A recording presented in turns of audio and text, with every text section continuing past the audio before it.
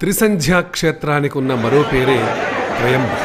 ఈ మందిరం నాసిక్కు 28 కిలోమీటర్ల దూరంలోని త్రయంబక్ పట్టణంలో దేవాది దేవుడైన శంకరుని 12 జ్యోతిర్లింగ ఆలయాలలో ఇది ఒకటి. వేదకాలం నాటి గురుకుల పాఠశాలలు, అష్టాంగ మార్గాన్ని అనుసరించే ఆశ్రమాలు అక్కడ చాలా ఎక్కువ. ప్రస్తుతం ఉన్న ఆలయాన్ని క్రీస్తు శకం 1755, 1786 మధ్యకాలంలో నానాసాహెబ్ పేష్వా నిర్మించాడు. చూడ్డానికి ఇదో నల్లని రాతి యంత్రంలా అనిపిస్తుంది.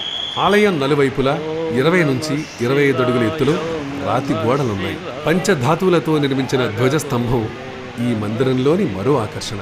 గుడి ప్రాంగణంలోకి ప్రవేశించగానే శివనామస్మరణ చేసే భక్తులతో ఆ ప్రాంతం మరో లోకాన్ని తలపిస్తుంది.